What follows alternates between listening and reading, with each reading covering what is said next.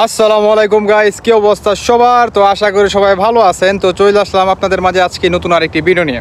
তো গাইস, আজকের ভিডিওটা হচ্ছে, সবাই থাম্বনেল দেখে অবশ্যই বাকিটা বুঝে গেছেন। তো তারপর বলি, আজকে হচ্ছে 5 জুলাই, ঠিক আছে, শুক্রবার। আর সবাইকে হচ্ছে জুম্মা মুবারক। আজকে আমি বলবো যে কুয়েতে ঠিক কতজন হচ্ছে আপনার অবৈধ প্রবাসী বা খাদে মাকামাদারে যারা আছেন তারা হচ্ছে ধরা খাইছে পুলিশের কাছে, বুঝতে পারছেন? তো সম্পূর্ণ ভিডিওটা আমি আপনাদেরকে বলবো যে ধৈর্য সহকারে দেখবেন, কারণ আপনি যদি স্কিপ করে দেখেন তাহলে কিন্তু ফুল বিষয়টা বুঝতে পারবেন না। আর আরেকটা হচ্ছে সবচেয়ে বড় একটা কারণ হচ্ছে, মানে অনেকে আসলে ব্যাড কমেন্ট করে, ঠিক আছে? ব্যাড কমেন্ট তারাই করেন, আমি দেখছি, যারা নাকি সম্পূর্ণ ভিডিওটা আসলে ভালোভাবে দেখেন না, তারাই হচ্ছে আমাকে আসলে ব্যাড কমেন্ট করেন। তো গাইস, আমি আর কথা বাড়াবো না, সম্পূর্ণ ভিডিও তাহলে শুরু করি। তো গাইস, আজকে হচ্ছে আপনার 5 জুলাই শুক্রবার, ঠিক আছে। আমি গেছে 4 তারিখে বলছিলাম যে শুক্রবারে কিন্তু অনেক বড় সড়ো একটা চেক হতে পারে, বুঝতে পারছেন? তো আজকে হচ্ছে প্রায় হচ্ছে আপনার 500-ও অধিক হচ্ছে আপনার অবৈধ প্রবাসীদের ধরছে। এটা প্রতিনিয়ত ধরবে, বুঝতে পারছেন? এটা আসলে প্রতিনিয়ত ধরবে, যে পর্যন্ত নাকি ওই যে বললাম না যে আপনার কি বলে এই 34,000, হ্যাঁ 34 না 35,000 প্রবাসী যে আপনার অবৈধ আছে, যে পর্যন্ত নাকি তাদেরকে আপনার সম্পূর্ণভাবে একদম পুরাপুরি ক্লিয়ার না করবে, সেই পর্যন্ত কিন্তু তারা এই ধরপাকের জারিটা কিন্তু চালু রাখবে। তো অনেকে আমাকে বলেন যে ভাই, আমি বাংলাদেশ থেকে কুয়েতে নতুন আসতেছি, তো আমাকে কি ধরবে কি না আসলে বিষয় ভালো মন্দ।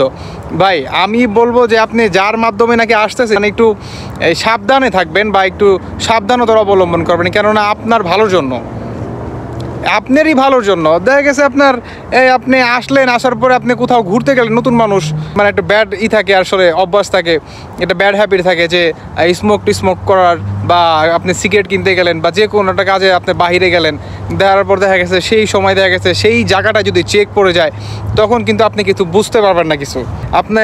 আপনাকে যদি কিছু জিগায়, আপনি হাঁ কইরা তার মুখের দিকে তাকায় থাকতে হবে, এছাড়া কিন্তু আর কিছুই হবে না। এই হচ্ছে বিষয়টা। তা আমি বলবো সাবধানতার অবলম্বন করবেন, আশা করি এছাড়া আর কোনো সমস্যা হবে না ইনশাল্লাহ। তো আজকে হচ্ছে 500-ও অধিক হচ্ছে আজকে অবৈধ প্রবাসীদের হচ্ছে ধরে আপনার প্রায় একদম ফিঙ্গার রাখা, ভাই যা তা একটা অবস্থা। আজকে চেকটা পড়ছে হচ্ছে আপনার মাতলা, জাহারার ওদিকে, ঠিক আছে, মতলা ওইদিকে হচ্ছে আজকে চেকটা অনেক ভালোভাবে পড়ছে। আর আমি আরেকটা কথা বলি, যারা নাকি কুয়েতের ভিতরে হাসাবিয়া এরিয়ায় থাকেন, ঠিক আছে, আরদিয়ার সাইডে, তারা একটু সাবধানতার অবলম্বন করবেন, কেননা ভাই হাসাবিয়া একটা বড় ধরনের চেক কিন্তু পড়তে যাইতেছে। সেই ক্ষেত্রে সবাই একটু সাবধানতার অবলম্বন করবেন অবশ্যই, আমি বলে দেবো। আর ভিডিওটা সবাই বেশি করে শেয়ার করে দেবেন। তো আরেকটা কথা হচ্ছে, এক ভাই আমাকে কমেন্ট করছে, কমেন্টটা আমার খুব ভালো লাগছে, যে ভাই বর্তমান কুয়েতে হচ্ছে একটা বিজনেস শুরু হয়ে গেছে, বুঝতে পারছেন? একটা বিজনেস শুরু হয়ে গেছে সরকারের। আসলে ভাই আপনার কথাটা একটু ভুল আছে, এটা হবে সরকারের না, কারণ এটা তো সরকারের কোনো দোষ নেই, কারণ এই দেশে যে নাগরিক আছে কুয়েতিরা, তাদেরকে কিন্তু আমাদের মতো যে কি বলে যে বাংলাদেশি আছে, তারাই কিন্তু খারাপ করছে। টাকার লোভ দেখায় যে তুই আমাকে একটা ভিসা বের কর, একটা ভিসা দে, তোর আমি এত টাকা মুনাফা দিব, বা আমার একটা লোক আনবো, বা আমি এত টাকা নিব। আপনার আমার মতো কিন্তু এই ধরনের বাঙালিরাই কিন্তু খারাপ করছে, বুঝতে পারছেন? আমি তো ভিসার ব্যবসা করি না, বা যারা করে তারাই হচ্ছে খারাপ কথা। আমি আসলে বোঝার সুবিধার্থে হচ্ছে আমি কথাটা বললাম, বুঝতে পারছেন? তো তারাই কিন্তু খারাপ করছে। আপনার কমেন্টটা ঠিক আছে যে একটা ব্যবসা শুরু হয়ে গেছে, ব্যবসাটা ভাই কুয়েত সরকার করে নাই, কারণ এখানে তো কুয়েত সরকারের কোনো দোষ নাই, ঠিক আছে, দোষ নাই। কারণ কুয়েত সরকার তো বলে যে তোমরা বাইরে কেন ছাড়ো। মানে ভাই কুয়েত আসলে এমন একটা দেশ, আমাদের বাংলাদেশের মতো না। এই দেশের নাগরিক যদি চায়, মনে করেন সরকারকে কিন্তু চেঞ্জ করতে পারে, সরকার কিন্তু ওরা ডাউন করে ফেলায়। কিন্তু আমাদের বাংলাদেশে তো ভাই সরকারের নামে যদি কিছু বলেন, দেখা গেছে আপনি গায়েব হয়ে যেতে পারেন আপনি গায়েব হয়ে যেতে পারেন। এই দেশে কিন্তু তা না। কিছুদিন আগে হয়তো আপনারা জানেন কি না জানি না, অনেকে হয়তো বা জানেন যে কুয়েতের বাইরে যে মনে করেন যে আপনার কি বলে বাড়ির সামনে বা রাস্তাঘাটে যে মনে করেন দেওয়ানিয়া থাকে, ওটা যে বসে চাটা খায় আসলে অ্যাকচুয়ালি, সেই চা খাওয়ার যে দেওয়ানি আছে সেটা কিন্তু আসলে উঠাই দিতে চাইছিল, কিন্তু সেইটা কিন্তু আপনার এই দেশের নাগরিক কিন্তু আপনার সেই কারণটা কিন্তু মানে নাই। কি করছে, যে এই সরকার নাকি আইসে আসলে এই কারণটা মানেছে, সরকারে চেঞ্জ করে ফেলাইছে ভাই। এটা আসলে ভাবা যায়, সে সরকারে চেঞ্জ করে ফেলাইছে। তো এই দেশের হচ্ছে আপনার নাগরিকের অনেক পাওয়ার, বুঝতে পারছেন?